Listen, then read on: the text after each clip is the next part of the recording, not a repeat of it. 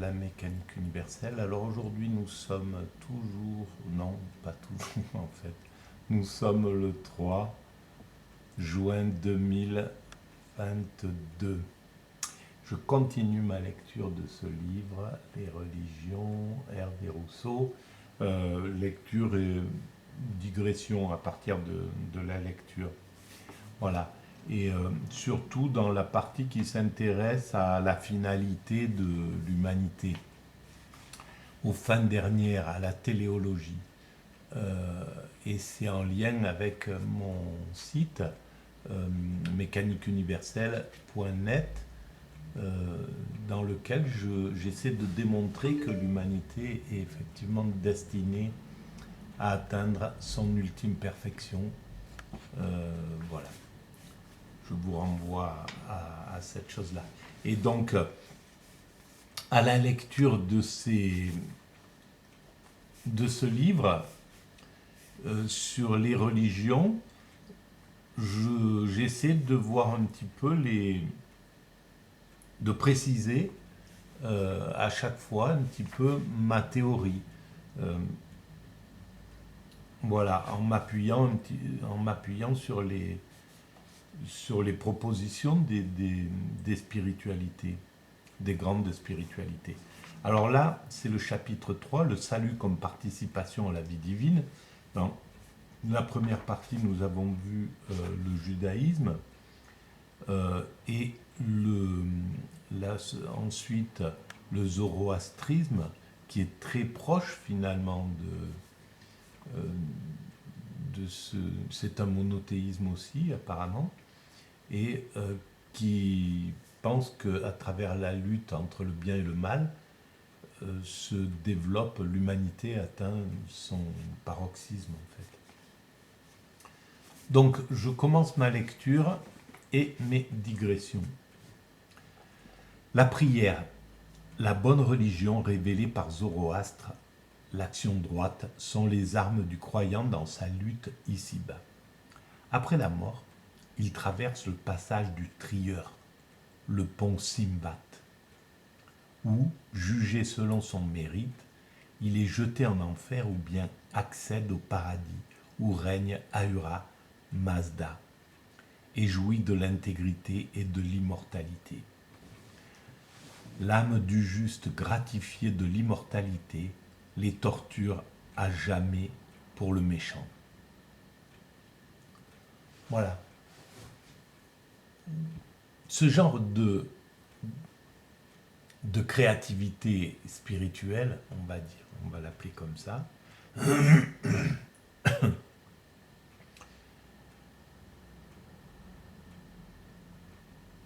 sont, à mon sens, mince, mon esprit est parti ailleurs, je suis désolé, il est parti dans un souci à gérer, c'est pas grave.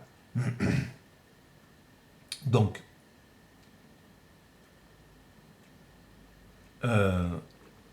cette vision d'un tri de l'âme qu'on retrouve, je pense, dans les civilisations plus anciennes encore, comme l'Égypte, la Mésopotamie, je pense que cette idée d'un endroit où les âmes sont triées, et on le retrouve peut-être chez Platon d'ailleurs aussi. Donc voilà, c'est quelque chose qui parcourt la pensée. Il faut simplement, à mon sens, parce que évidemment on voit pas, on peut pas le prendre au pied de la lettre. Enfin, rien ne prouve que ça soit aussi absurde que ça, qu'on ne soit pas en train de qu'il n'existe pas un passage du trieur, un pont, etc., dans une autre dimension, je ne sais pas. Voilà, il est difficile d'admettre cela, mais par contre, on peut le voir comme une métaphore. La souffrance, l'enfer, dans celui qui aurait mal agi, est-ce que c'est pas les remords, est-ce que c'est pas quelque chose qui arrive à la fin de son existence? Et d'ailleurs, il me semble que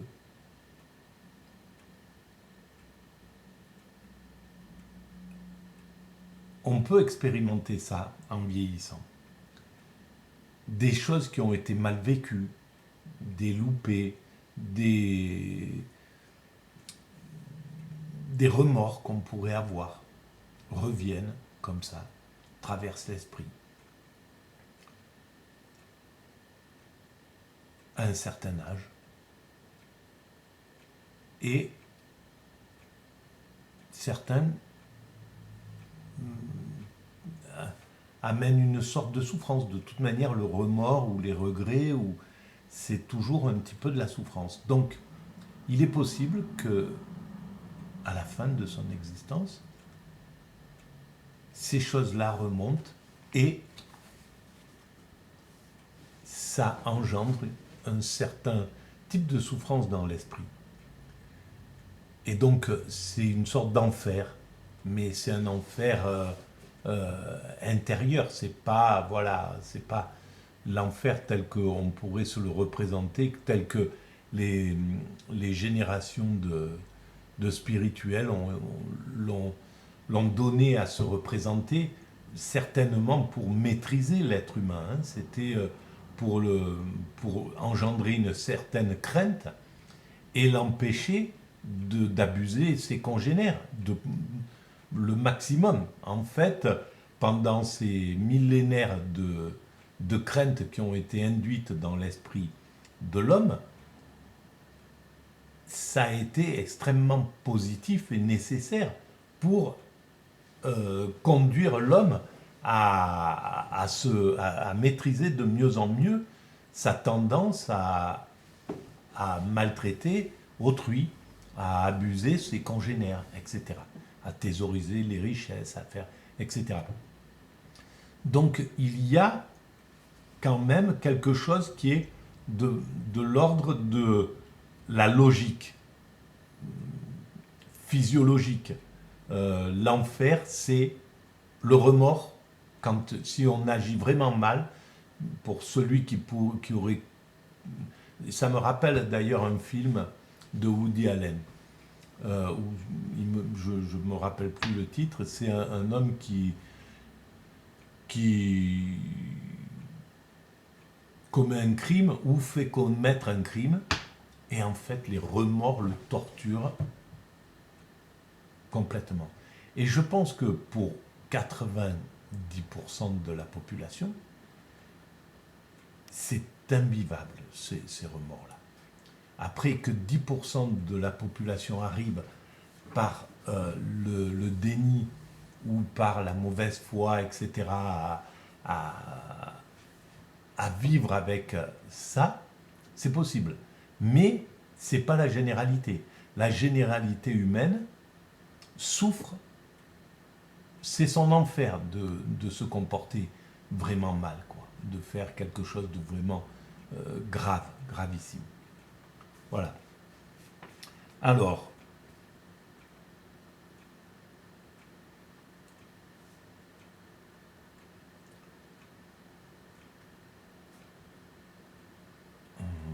par ailleurs, le temps de la création est limité. Il y aura une fin des temps où se produira une rénovation totale de l'existence et où le parti du mal sera définitivement vaincu. Alors, oui, pourquoi pas. Voilà. On ne peut ni prouver, ni infirmer, ni confirmer ce genre d'intuition. Surtout quand on voit que les intuitions de ces hommes des premières grandes spiritualités, ou des premières grandes philosophies, ou des premiers grands mythes, leurs intuitions sont faramineuses, sont extraordinaires. C'est ce qu'on voit à travers les intuitions des mythes, par exemple, comme voilà, le mythe de Narcisse, c'est tout simplement extraordinaire, quoi, de pouvoir penser, d'avoir pu analyser ses comportements, par exemple. Bon, je suis désolé, je manque un peu d'oxygène. Donc c'est assez compliqué pour moi, mais on va continuer. Il est difficile de savoir si la doctrine de Zoroastre se limitait à ses conceptions. Alors donc, pour revenir, il y aura une fin des temps où se produira une rénovation totale.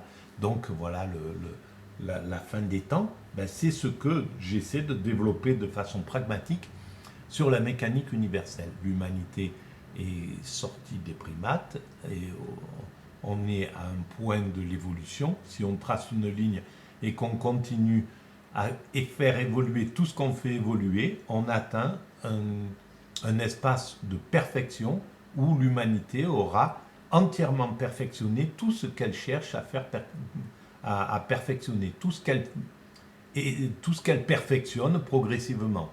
La maîtrise du comportement, la maîtrise de l'environnement, la maîtrise du questionnement.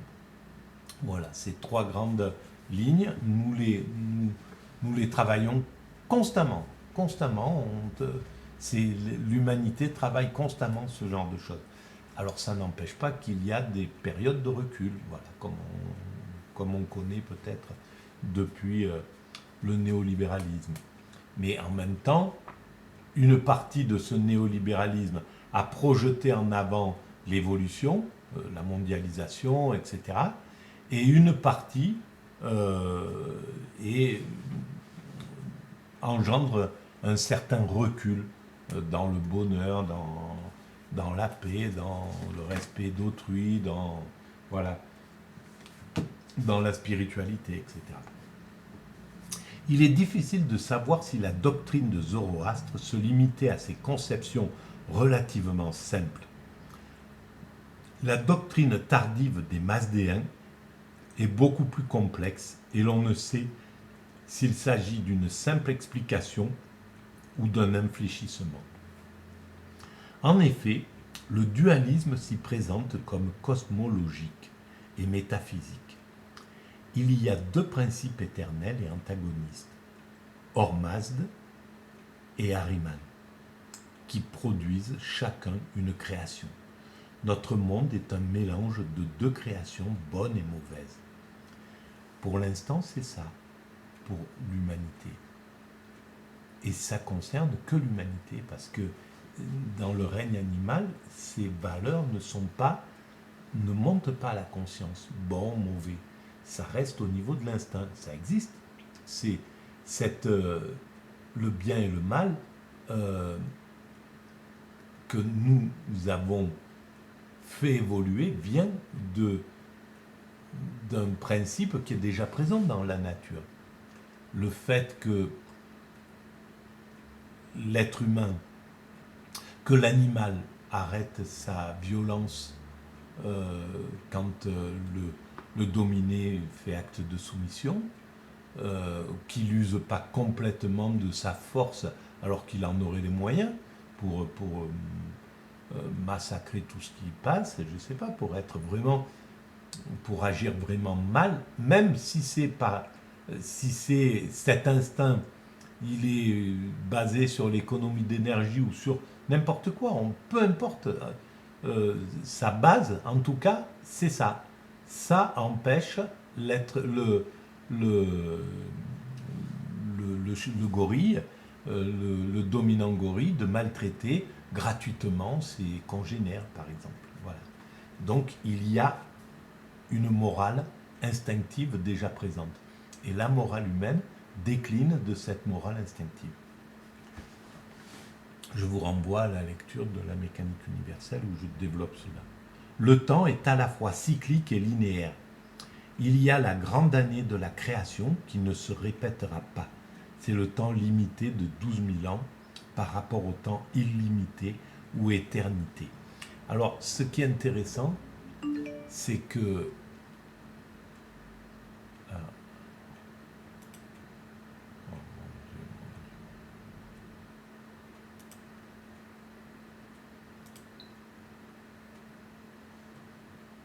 Voilà. Alors, ce qui est intéressant, c'est cette dimension de 12 000 ans.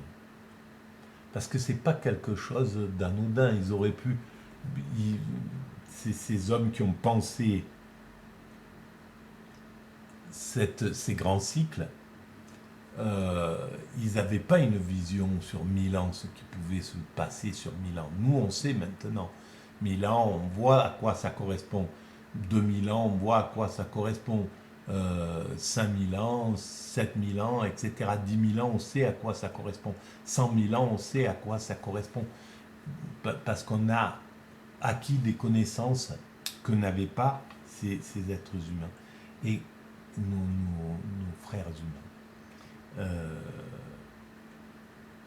Mais 12 000 ans, c'est intéressant comme chiffre, parce que c'est vaste quand même pour un principe qui commence pour un cycle en fait d'évolution par rapport au temps limité. Mais il y a le cycle annuel de la vie cosmique, où le rituel du sacrifice de Aoma exerce une fonction fondamentale dans le processus de salut, c'est-à-dire de séparation des deux créations mélangées. La religion mazdéenne paraît beaucoup plus ritualiste que celle de Zoroastre. Ah, c'est deux choses différentes. Toutefois, M. Mollet a montré dans Culte, mythe et cosmologie dans l'Iran ancien le caractère ritualiste des hymnes zoroastriens. Bon, bref. Le salut est plus l'effet de la répétition du rituel efficace que de la rectitude de l'action. Ce salut est progressif et est jalonné par l'intervention de plusieurs sauveurs. Zoroastre apparaît au centre du temps et apporte la révélation, puis, au cours des 3000 ans qui suivront, apparaîtront les trois sauveurs futurs, qui vaincront chacun un des domaines du mal. Tout ça c'est intéressant. Voilà, ça mériterait d'être un petit peu fouillé pour comprendre. Et je crois que c'est le travail de plusieurs messies, entre guillemets, de plusieurs sauveurs, de plusieurs révélateurs des choses. Le dernier, Soachian, accomplira la rénovation par un sacrifice définitif qui répondra au sacrifice créateur initial d'Ormazd. Voilà, tout ça,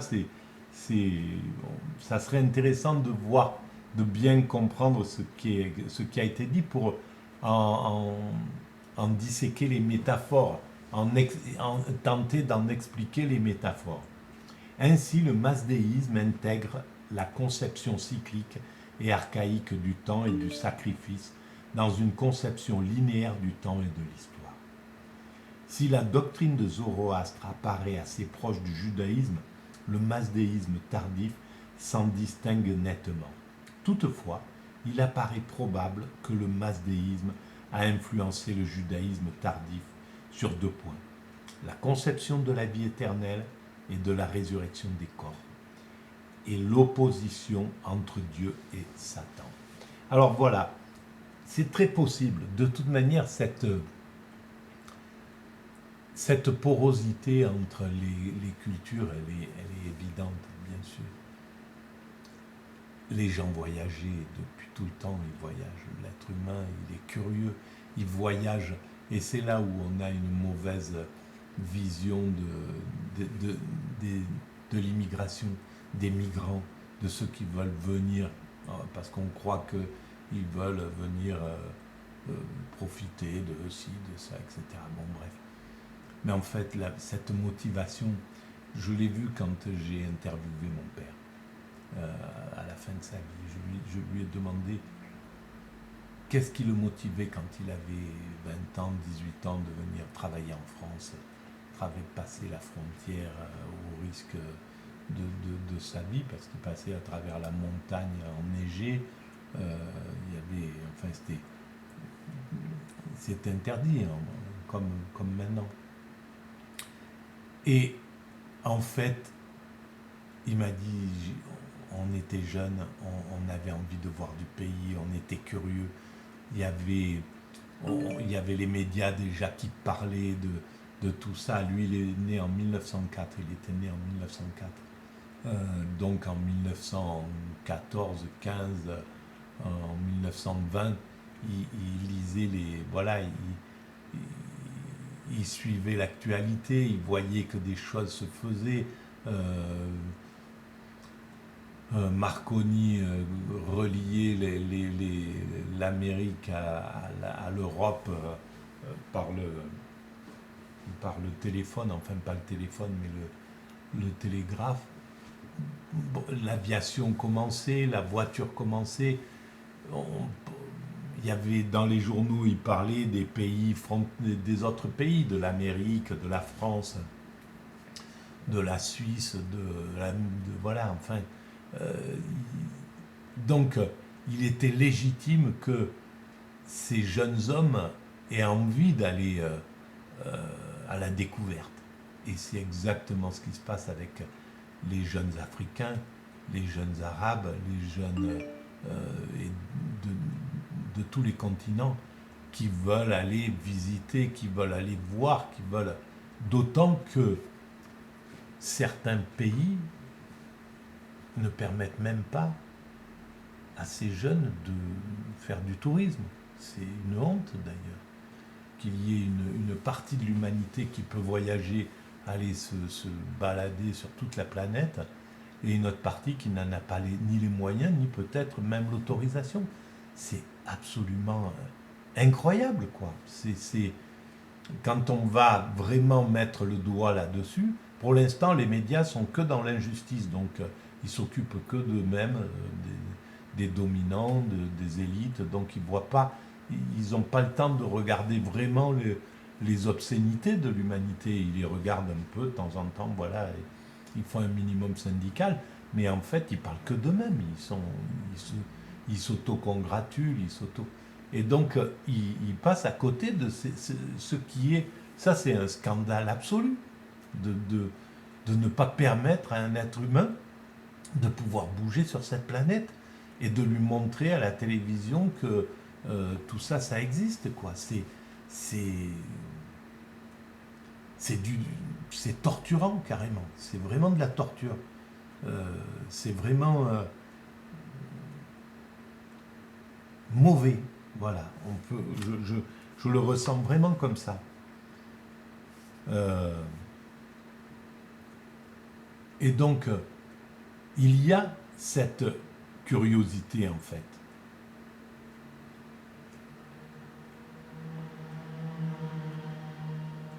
Bon, je ne sais plus pourquoi je disais ça. En tout cas, voilà.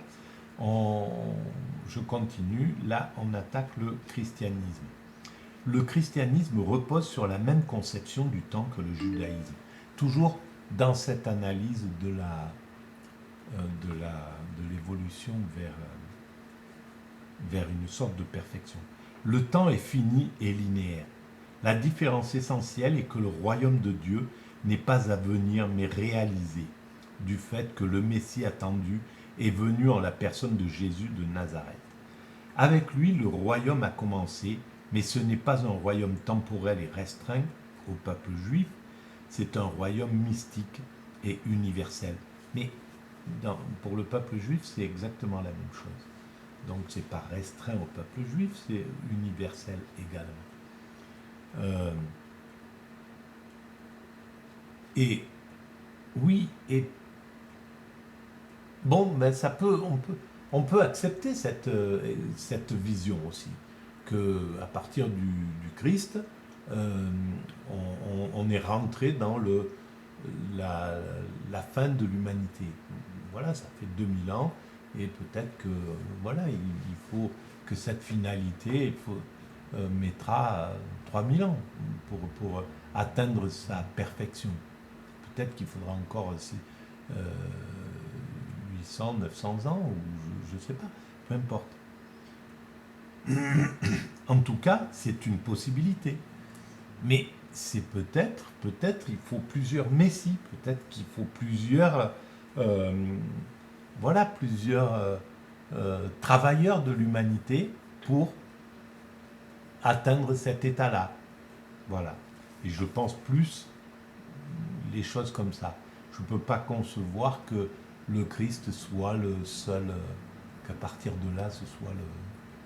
Non, il fait partie d'un groupe de saints, on pourrait dire, mais d'intuitifs, de génies, si on arrive à garder un visage humain à tous ces êtres humains. Même un saint, c'est un humain, tout simplement, qui vit comme tout le monde, qui mange, qui dort, etc.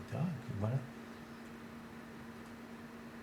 Donc le saint, c'est pas... ça, je voulais dire qui urine, et donc je vais le dire parce que j'ai pas osé le dire. Mais en fait, voilà, ça veut dire que un saint, un sage, il est dans la même mécanique que n'importe quel être humain. Donc on ne distingue pas un saint de quelqu'un qui ne serait pas saint. On ne distingue pas un messie de quelqu'un qui ne serait pas un messie. En fait, si on était ceux qui vivaient près du Christ, il y en avait qui devaient absolument pas, qui voyaient qu'un homme derrière cet homme-là, et ce qu'il était d'ailleurs. Voilà, et qui ne croyaient pas en tous ces apports. Donc, voilà, c'est comme un génie, on ne peut pas se faire une idée, c'est pas écrit sur le visage d'un être humain que c'est un génie. Quelqu'un qui aurait croisé Mozart ou Van Gogh ou, je ne sais pas moi, Tesla dans un train, il ne peut pas savoir si c'est un génie ou pas. Voilà. Donc les hommes sont simplement comme ça. Donc je pense que c'est plus une question il y a tout un tas.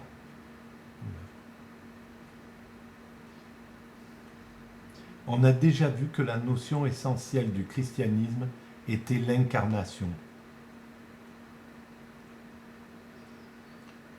Dieu s'est présentifié dans l'histoire en la personne de Jésus et il y demeure depuis la Pentecôte sous la forme de l'Esprit consolateur immanent à l'Église en tant que corps mystique du Christ. Donc tout ça, je ne le savais pas, je connais, c'est pas vraiment.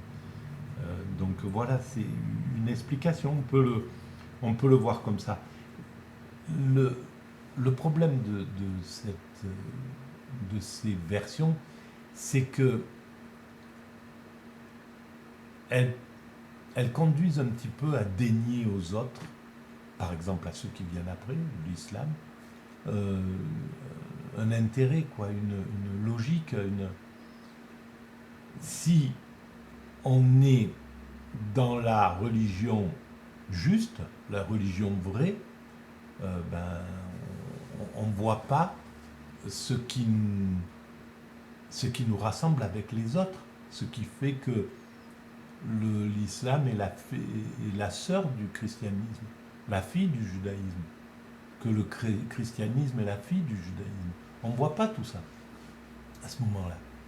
D'où l'importance de sortir de l'orgueil d'être dans la religion, d'appartenir à la religion vraie. Et malheureusement, d'ailleurs, tous les grands criminels des religions se sont convaincus de cette absurdité. Et c'est affreux, quoi, parce que, en définitive, ça engendre du mépris, de l'orgueil, de la violence, de la dégradation d'autrui, etc. Voilà, c'est la base de cette chose-là. Simplement parce que on a l'impression qu'on appartient à la religion vraie, la bonne, et que les autres sont dans l'erreur. Non, chacun est une pièce du puzzle. Voilà, le christianisme est une des pièces du puzzle qui représente l'ensemble religieux. Contrairement aux conceptions orientales, le christianisme professe que l'homme ne peut absolument pas se sauver par lui-même. car il ne s'agit pas d'échapper au temps ou à la souffrance, mais au péché inhérent à l'humanité depuis la faute originelle. L'homme ne peut se libérer du péché et retrouver par lui-même son état primitif d'innocence et de participation à la vie divine. Il ne peut surmonter cette déchéance de sa nature par soi seul. Le salut est participation à la vie divine. Cette participation ne peut être une conquête de l'homme, elle est un don gratuit de Dieu. Alors, ça peut s'interpréter comme ça. On peut penser que c'est Dieu qui nous met sur la voie, va nous rendre saints d'une façon ou d'une autre. Quand il pointe son doigt sur nous, et qu'on soit le pire ou le meilleur, c'est lui qui décide. On peut penser comme ça. On voit, voilà, dans les prisons, le nombre de criminels qui se repentent, qui deviennent un peu des saints d'une certaine façon, qui passent du pire au meilleur, c'est considérable. Alors on peut penser que c'est ça. Mais on peut penser, comme les religions asiatiques, que c'est par soi-même, que c'est le travail intime, etc., etc. On peut penser que Dieu met en route ce travail intime, ou que c'est soi-même qui mettons en route ce travail intime. C'est la même chose, peu importe. Mais en tout cas, cette force, qu'on la tire de quelque chose qui est extérieur ou qu'on la tire de soi-même, je pense que ça vient de quelque chose d'extérieur pour ma part. Voilà, que cette force-là, parce que sinon, il n'y a pas de raison que certains l'aient et que d'autres ne l'aient pas. En fait, ça serait injuste. Voilà, le criminel qui peut se repentir et devenir et demander pardon à sa victime, etc., ou aux parents de sa victime, et les parents de cette victime qui peuvent arriver à pardonner et à renvoyer de l'amour à ce criminel, comme ça arrive, on le sait. Donc, peuvent le faire et d'autres à côté ne peuvent pas le faire. Donc ça serait d'une certaine façon injuste et ça serait une façon, si on pense que c'est qu'on se le doit soi-même, on peut alors dire de l'autre, tiens, lâche, tu n'y arrives pas, tu n'as pas de force, tu n'as pas de volonté, tu n'as pas, etc. Et ça, c'est un peu dommageable à mon sens. Alors je ne sais pas si en Asie, ils ont cette culpabilisation d'autrui ou si c'est vraiment lié à nous. Alors peut-être qu'ils ne l'ont pas et que simplement ils regardent, oui, il n'y a personne qui te donne cette force, mais certains vont devenir des moines, des saints, etc. D'autres ne pourront pas le faire.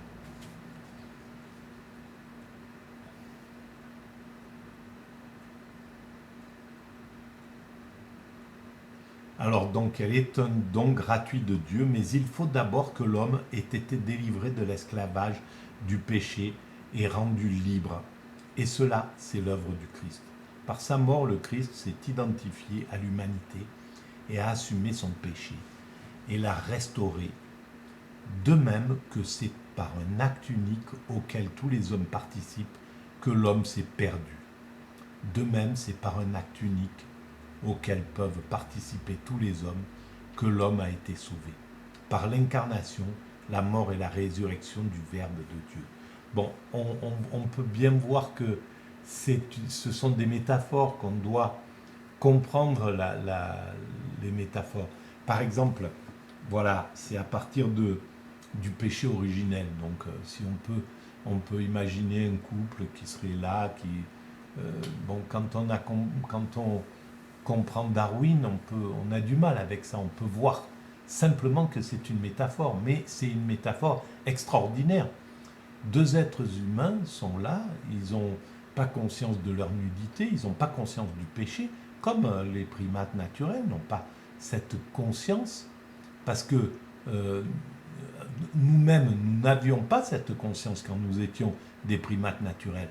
Et c'est à partir du moment où on a quitté le royaume de la nature pour le royaume de la culture qu'on a commencé à regarder, à voir, à poser des limites, etc., à découvrir le droit les interdits, les tabous, tout ce qui va devenir notre droit, toutes ces choses-là, la pudeur, voilà, tout un tas de choses sont nées de cette évolution, de cette chrysalide d'un primate à un truc. Donc, on peut imaginer qu'Adam et Ève, c'était lorsque nous étions des primates naturels, il n'y avait pas d'idée de péché. Nous avons créé l'idée d'interdit. Ces interdits existaient, la base de ces interdits existait dans la nature, mais nous avons dû les verbaliser, les écrire, les transmettre d'abord oralement, puis les écrire, puis les développer, etc., les faire évoluer jusqu'au droit que nous avons actuellement.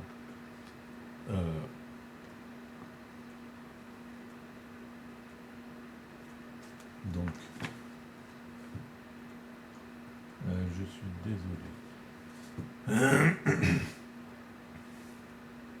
Et donc, voilà. Et donc, ce qui est intéressant dans cette métaphore, Ève, Dieu dit, ça c'est l'arbre de la connaissance.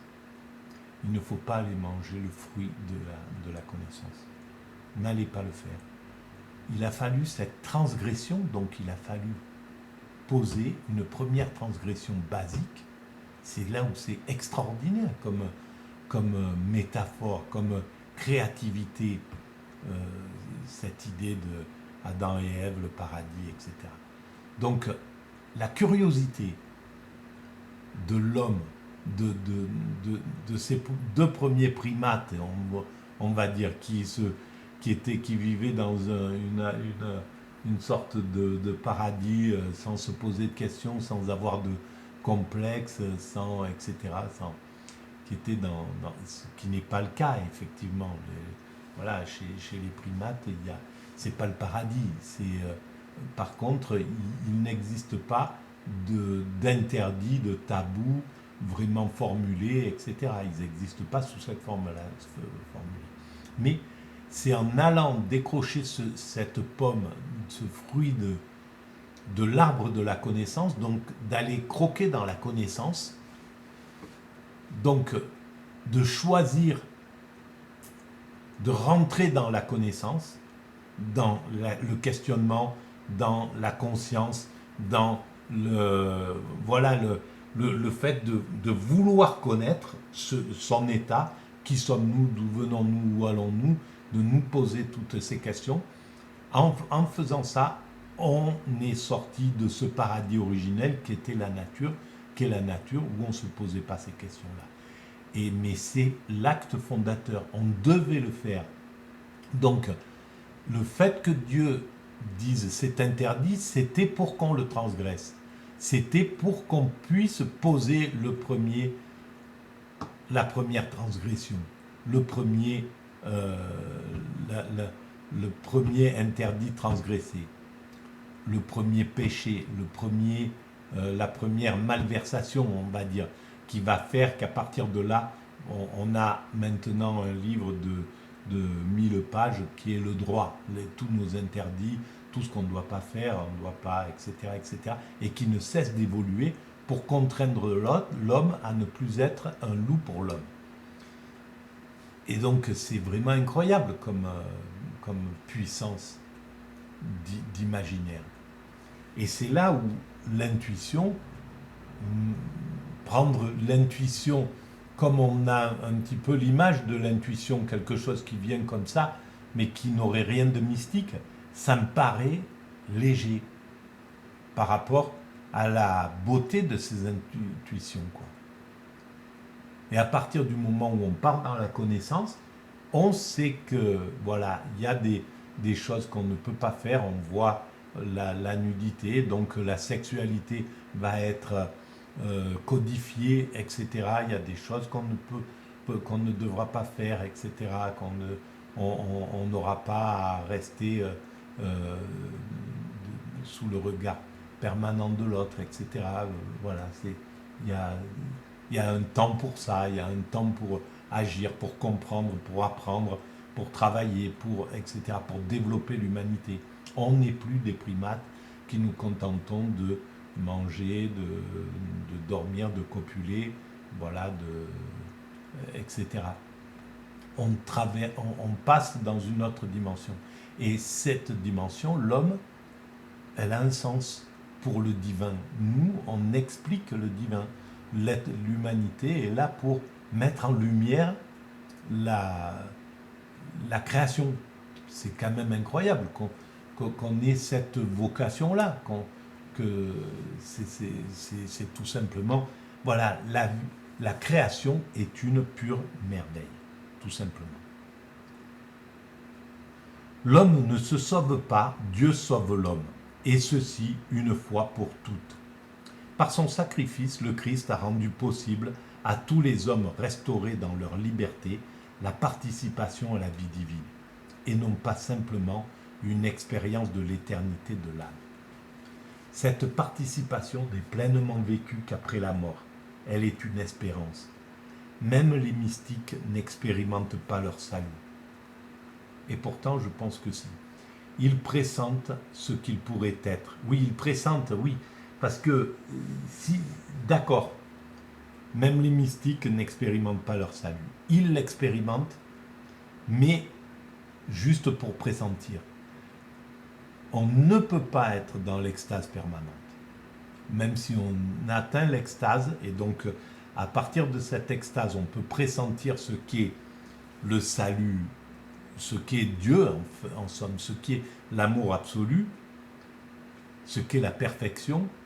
On ne peut pas rester posé sur cette extase, on en sort. Voilà, Plotin fait 3 ou 4 fois l'expérience, alors qu'il cherchait vraiment à faire cette expérience. 3 ou 4 fois 5 minutes, voilà, quelqu'un accidentellement va faire comme moi je l'ai fait, par exemple, cette expérience pendant plusieurs jours. Mais on en sort. Parce qu'on ne peut pas rester éternellement comme ça. Alors peut-être que certains restent dans cette... mais même pas. Puisque dans ce livre de ce psychologue qui analyse les cas d'extase au XIXe siècle, Marguerite, ou je ne sais plus comment elle s'appelait, Madeleine, ou je ne sais pas, bon bref, une de ces expérimentatrices qu'il analyse, rentre en béatitude, sort, re-rentre en béatitude, sort, etc. Donc c'est cyclique. Elle n'est pas dans un moment d'extase totale. Ça serait intéressant maintenant de réfléchir à pourquoi, qu'est-ce qui se passerait si on était dans l'état d'extase totale. Est-ce que le corps supporterait une extase prolongée? Est-ce que, puisqu'on mange pratiquement plus, donc on n'a plus on n'a plus d'excrétion, on va dire, par exemple. Donc, est-ce que l'organisme se contracterait pas? Comment ça se passe chez les ascètes? Comment vivent, c'est ça qu'il faudrait voir. Comment vivent ces ascètes? Comment ces ascètes hindous qui mangent pratiquement plus, qui se contentent d'un minimum, est-ce que l'organisme se contracte et devient et pose des problèmes organiques à l'homme, ou est-ce que le corps est prévu pour cette possibilité-là? Ça serait intéressant à savoir, parce que si l'humanité va vers cet état-là de perfection, il faudra donc que nous la comprenions. Cette participation n'est pleinement vécue qu'après la mort, elle est une expérience. Même les mystiques n'expérimentent pas leur salut. Ils pressentent ce qu'ils pourraient être. L'état d'union momentanée qu'ils éprouvent n'est qu'une prémisse de la béatitude future, promise mais non définitivement assurée. Cet état ne leur fait que ressentir plus profondément leur néant et leur indignité. Mais non. Alors, c'est là où...